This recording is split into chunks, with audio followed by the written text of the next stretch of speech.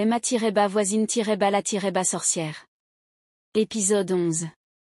La douleur que je ressentais à cet instant-là était indescriptible, j'avais l'impression qu'on venait de me planter un couteau en plein cœur, c'était insoutenable comme sensation. Je n'arrêtais pas de hurler, de me tournoyer dans tous les sens en espérant qu'il y avait encore une possibilité de réveiller mon fils car pour moi il était endormi, je n'arrivais pas à me faire à l'idée qu'il soit réellement mort, c'était impensable pour moi de l'accepter. Dans mes hurlements, Aimé m'a rejoint dans la chambre pour savoir ce qui n'allait pas. « Aimé, qu'est-ce qui se passe Yolande, pourquoi tu as crié comme ça ?»« Yolande, c'est l'enfant.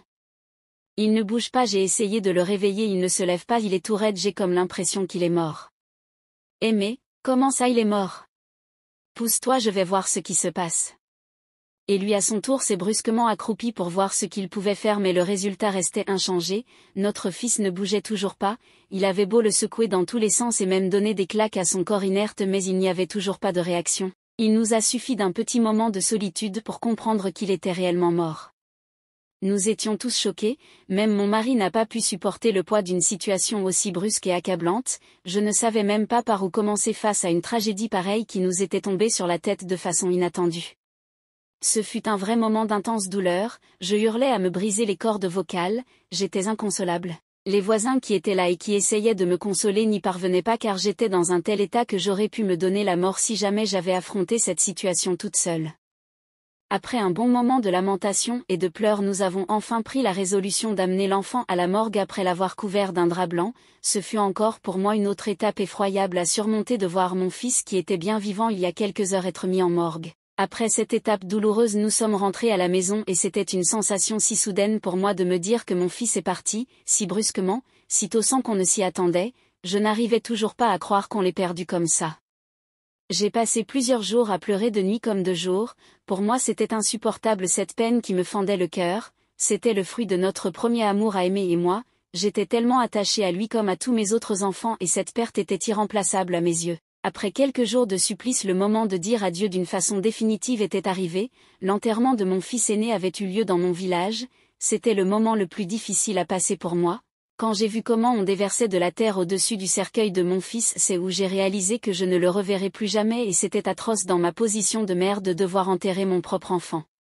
Il n'y a rien de plus douloureux pour un parent que d'enterrer son enfant. C'est comme si on t'arrachait un membre de ton corps sans que tu ne puisses rien faire pour y remédier, il s'en va avec lui tous tes espoirs, toutes tes ambitions et tes rêves pour lui et il ne te laisse qu'un gros vide dans ton cœur et dans ta vie avec les regrets et des remords ineffaçables. Quelques jours après l'enterrement de notre enfant, mon mari et moi vivions dans la noirceur la plus épouvantable. On avait reçu de l'aide financière de ces personnes-là qui nous avaient tourné le dos pendant qu'on avait besoin d'elles et qui ne reviennent que lorsqu'on est dans le malheur pour soulager leur conscience. Avec ce qu'on avait reçu, je pouvais prendre soin des deux autres et j'avais très peur que la même chose se reproduise, alors je les couvrais telle une mère poule avec ses enfants. J'ai repris ma foi qui m'avait abandonnée depuis quelque temps car je ne croyais plus en Dieu après tous les malheurs que je traversais malgré que je le priais chaque jour. J'avais encore une raison de plus pour l'abandonner car il avait fait en sorte que mon fils aille le rejoindre, mais c'est la peur de perdre mes deux autres garçons qui m'a poussé à le prier encore plus que jamais. J'étais dans une dévotion intense, je pratiquais tous les rituels qui m'avaient été conseillés de faire, mais mon mari me fit une confidence quelques jours plus tard qui m'avait chamboulée. « Aimé, j'ai parlé avec un de mes amis très proches de tout ce qui nous arrive et en particulier sur la mort de l'enfant, il m'a fait savoir que tout ça n'avait pas l'air d'être naturel. Selon lui, il y a une main noire derrière tout ça qui nous veut du mal et j'ai pris la décision d'aller voir un marabout pour avoir le cœur net sur toute cette affaire. » Quand mon mari m'a parlé de ça, j'ai trouvé judicieux de lui parler enfin de ce qui s'était passé et du lourd secret que je gardais depuis un moment. J'avais très peur de la manière dont il prendrait les choses, mais j'ai pris mon courage à deux mains pour tout l'avouer. « Yolande, chérie, j'ai quelque chose à t'avouer. »« Aimé, oui, je t'écoute, qu'est-ce que c'est ?»« Yolande, il y a de cela quelque temps, Jézabel m'avait fait la proposition de faire un prêt dans sa réunion pour commencer une activité. Elle avait réussi à me convaincre et je n'ai pas pu résister. C'est avec cet argent que j'ai ouvert mon petit commerce, mais les choses ne se sont pas passées comme prévu. Comme tu sais, j'ai dû arrêter et j'ai utilisé tout l'argent que j'avais, et j'ai une dette à hauteur de 500 000 que je dois à cette réunion. Elles m'ont déjà réclamé l'argent et elles sont allées jusqu'à le demander de marchander notre enfant pour payer ce que je dois et je suis vraiment perdue. » « Aimé, quoi ? Qu'est-ce que ça veut dire tout ça ? Donc il s'est passé tout ça sans que tu me tiennes informé ? Qu'est-ce qui t'est passé par la tête, comment as-tu pu me cacher une chose pareille ? Yolande, C'est parce que j'avais peur de ta réaction, on venait de se remettre ensemble et je ne voulais pas tout faire foirer à nouveau. C'est pourquoi j'ai gardé le silence et je m'en veux énormément, je n'aurais pas dû te cacher quelque chose comme ça. Aimé, je suis vraiment très déçue de toi Yolande, comment as-tu pu me cacher une chose pareille? Je pensais qu'on était un couple et qu'on partageait tout et toi tu fais des choses comme ça en douce sans rien me dire? Je suis très déçue de toi. Yolande, je suis vraiment désolée, je m'en veux tellement si tu pouvais savoir. Aimé, quelle imprudence. Avec tout ce qui se passe ici dehors, toi tu fais aveuglément confiance à quelqu'un jusqu'à emprunter une telle somme d'argent, et comment comptes-tu rembourser tout ça? Que vas-tu faire? Yolande, je ne sais toujours pas, je suis perdue, c'est pourquoi j'ai besoin de ton aide. Aimé, que veux-tu que je fasse?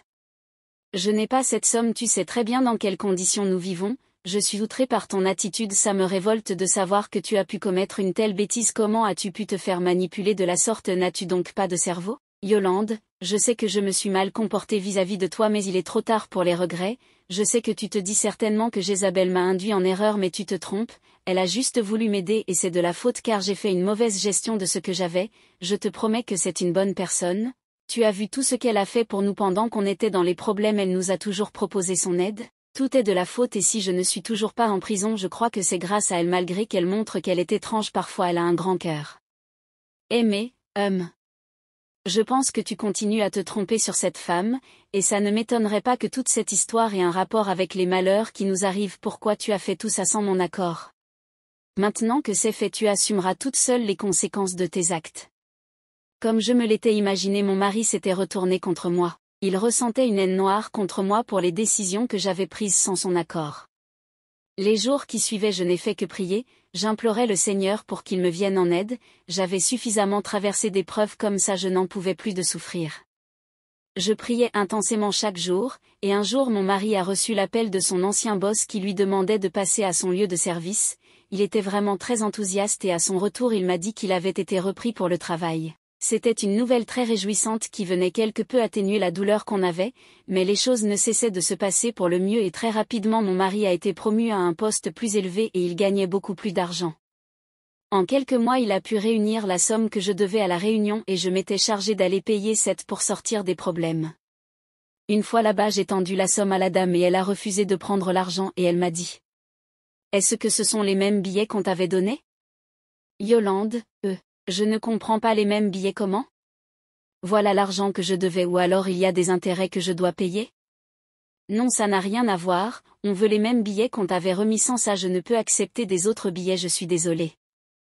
J'étais complètement perdue, je n'arrivais pas à comprendre ce que disait cette femme et où elle voulait en venir, je la regardais fixement croyant qu'elle me faisait une blague mais j'avais l'impression qu'elle avait l'air très sérieuse par rapport à ce qu'elle me disait, ce qui me rendait davantage confuse. À suivre.